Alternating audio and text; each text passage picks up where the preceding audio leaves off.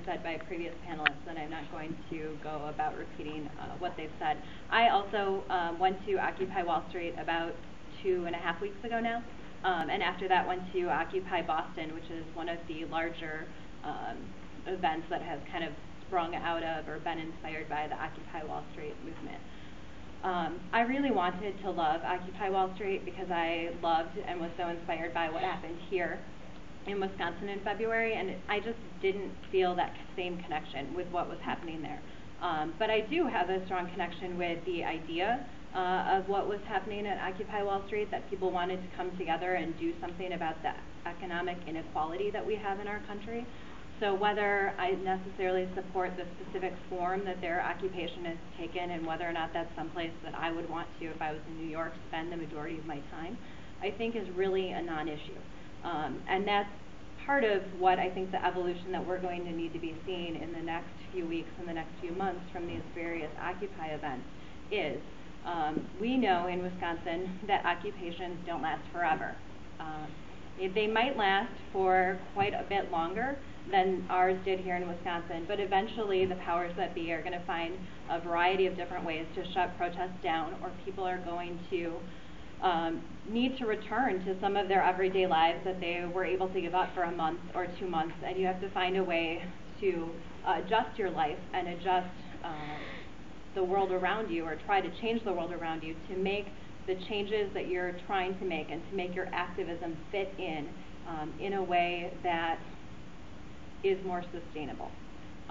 You know, in Wisconsin, we occupied the actual Capitol for about 2 weeks. After that, for about another 2 weeks, some of us slept outside on the Capitol Square in what was called Walkerville. After that, the Capitol Police said anybody who was actually sleeping on the Capitol grounds was going to be arrested, and so people got a permit and set up tents across the street near where Walgreens is on Main Street.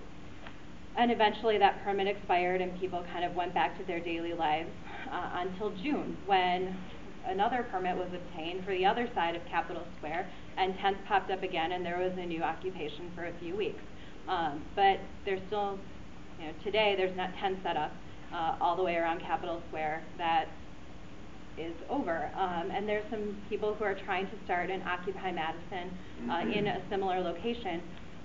And from what I've seen, that has not been as successful in Madison as it was in Boston, which is obviously a bigger city, but also in Milwaukee. And I think part of that is because people here have already received the benefit that I think there really is from these Occupy movements, and that's that it creates a focal point to start a conversation. And in Wisconsin, we created that focal point months ago and are already kind of moving along in the, the arc of however activism and protest goes.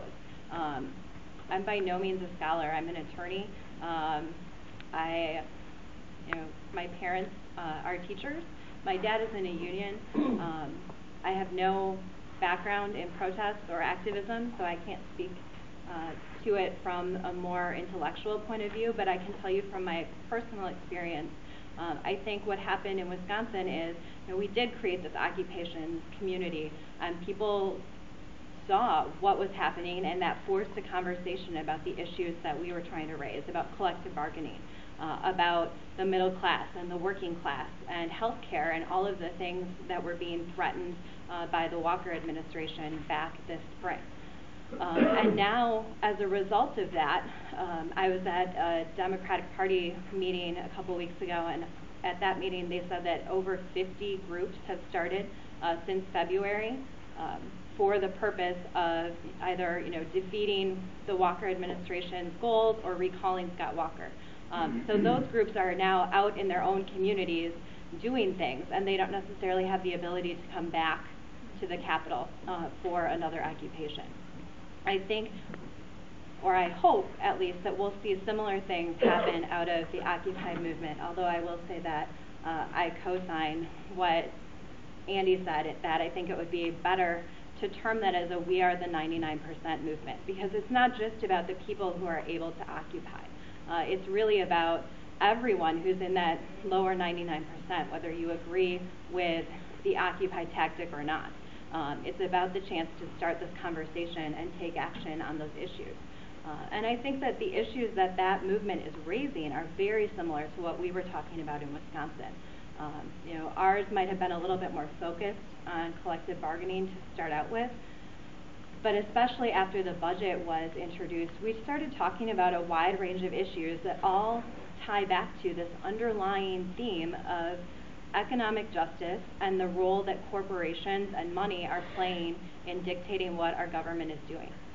And I remember back in February or March bringing up that point that I felt like what we were doing is actually very similar to the fight that Progressives United wants to fight, that they want to counter Citizens United and get the money out of politics and get our government back to being responsive to the people.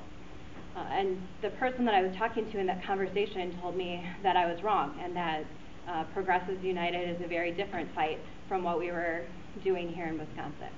I don't know which one of us is right, but I think the issues that are being raised now by the Occupy movement are very similar to the issues that Russ Feingold is trying to raise with Progressives United. And those are issues that absolutely are at the core of this economic justice issue in terms of our government's response.